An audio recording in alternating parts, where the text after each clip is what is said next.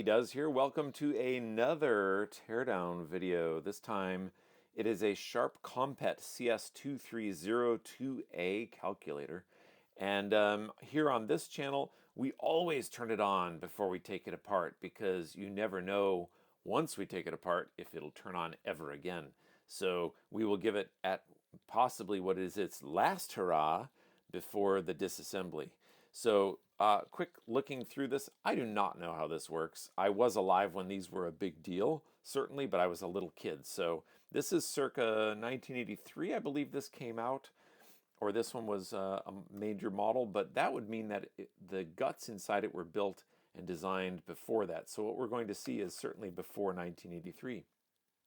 I would have been a young buck at that time, but nevertheless, I was aware of this sort of thing. My parents had a vacuum fluorescent display calculator on the desk in the kitchen, the place where my mother would do all the bills and all the home bookkeeping, and she had a calculator, and I would play around with that, and I had no idea at that time why 2 times 2 times 2 times 2 times 2, whoops, would end up overflowing the calculator after a very short time. This one's got a lot of digits, by the way. But before you know it, we will end up with an E. Oh, there we go. We've got an E up there for an error, and we've got what I would guess is an overflow error, both of which are in red. This is a 12-digit calculator, and it has super tilting vacuum fluorescent display. Look at that, huh? Is that not something else? Now, I got this from Abbott Laboratories quite a few years ago during one of their investment recovery asset sales, which we sold a lot to Abbott Laboratories at the time, and I would visit there quite often. And after my visits, I would sometimes go to their investment recovery area and buy stuff. I paid the immense sum of $1 for this in probably 2005 era. So what do we have here? The 2302 without the A misses a lot of functions here and here. It's much more of a basic calculator. This is obviously the augmented version. No, A does not necessarily stand for augmented. I made that up. But they both share the same moldings, as we'll see, and these function keys may not function. Mode things may not have been there. It's a little bit yellowed out, which the yellow plus the original gray that you can see behind this broken switch turns into a kind of a weird green color. I would presume this is made of ABS, although there's no markings on it whatsoever telling me what it's made of, but let's turn it over and we'll see some other stuff on the back. Whoops, let's see if we can do something to keep that glare down. So also you can see I've taken the battery door off, but it has no contacts whatsoever to have a battery in it. So this is not a battery powered one. They just wanted to reuse the same moldings for a battery powered version. So we'll put that back on. And there's some vent slots here, giving away the fact that there will be a transformer or something like that, and we do know it's a transformer. Over here is the power switch, and it has a 0 off and 1 on. Maybe you can see that. And taking a look at the label, there's no information about the date, but it is an electronic calculating machine with the model we already discussed. Stuck on 120 volts, 60 hertz, 4.4 watts. They tell us that is 41.2 milliamps, quite an exact measurement on that. Sharp Corporation, made in Japan, and it is UL listed, supposedly. So we'll get a look at what UL listing meant in the early 1980s also. Serial number is 1,002,283. My suspicion is that the 1 million was added on there to make it look like lots of calculators were being made when really only 2,283 of these were being made. I could be wrong. There could be 1 million of these bad boys out there. Some warnings to say do not take it apart, which of course we will not do. And this is the sprue where the mold, where the hot plastic came in and injected that, and then they took a drill press of some sort and buzzed that out of there. So this is the sprue witness mark or sprue mark on there. So I've already taken the 3 screws out that were behind the display here, and there were some clippy features that I had to mess with to get this open. It is still powered, which it won't be for long because I'm going to depower it now that I've taken it apart so I do not get an electric shock. There's the cord, which I'll leave fairly in frame.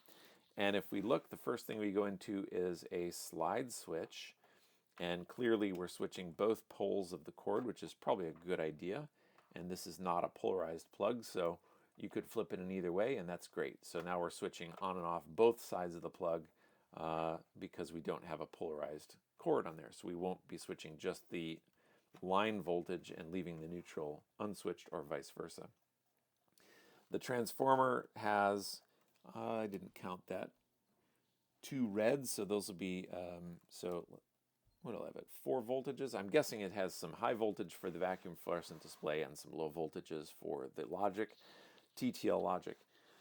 We're not going to take the entire board apart, but we could certainly take a little bit of it apart. So let's see what we can do here. Trying to be fairly judicious with your time. I do have an idea of how this is put together.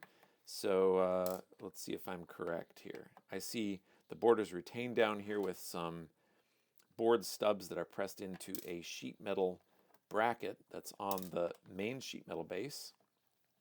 And I would guess that we have to take out all these screws up here, and I'm guessing that we are pressing the membrane switch pad against the board. So yep, that's the way that's going to work.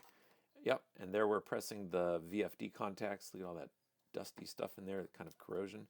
And then over here we have silver printed mylar, I suppose that is, for conductive, and that's how the keyboard's going to work. So taking a look at the board here, it is the thing at that time was how many chips you had in your calculator chipset, and this is a single chip, single IC calculator. So everything is done with this one IC. There's some voltage regulation, some bridge rectification, some filtration held in with a candy cane style piece of wire here. That's kind of cute, and they twisted it. No connectors whatsoever. This is all hard soldered in with no strain relief, so today you wouldn't do that. However, with that said, it survived. It does still work, and the cap still works, or it works well enough for this thing to power on.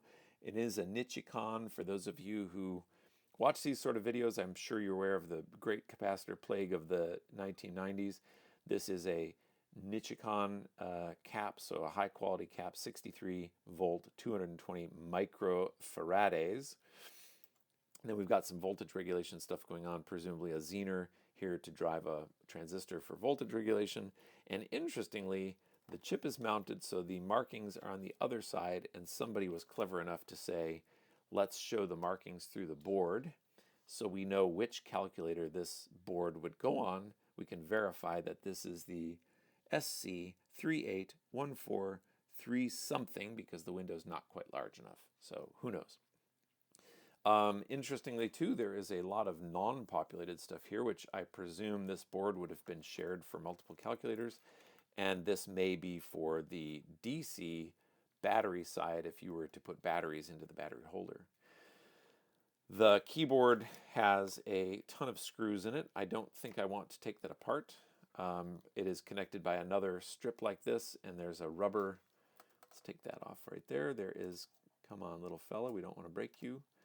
There is a rubber backing strip in here also that provides some compliance when you screw this together. So these silver or lead solder plated bits, I don't even know if that is lead plated. So whatever it is, bits here on the display's flex cable will make, I'm trying to talk as I press this on here, and I'm not doing a great job of that. There we go. So they will make contact with the solder bits here, and we'll give that a quick wipe down with a relatively clean towel that we have here, just so when we reconnect this, it has a greater chance of working. Okay, so not too much to see on the inside of here. We know what the keyboard will be. It'll be liquid silicone rubber injection molded domes pressing on the membrane, and this is you can feel there's 2 layers to the membrane, so this won't be the kind where the silicone rubber has black carbon impregnated on the ends of it. It'll actually press on the 2 membrane bits, and I'm suspecting there would be I can feel it in there. There's the tail of it, a separator strip in there, also made of polyester, that will keep those keypad parts apart, and even the slide switches then will have rollers to roll on. I just do not want to take this apart and ruin the calculator. So I have to tell you what's inside of it. The slide switches in there will have rollers. Let's put this back over on the other side. These will have rollers, and when the roller presses on the membrane keypad in the right spot, it will make those contacts just the same. So the other thing I didn't say is I didn't get to do this, which is when I pressed on these keys, I didn't get to retell you the awesome feel.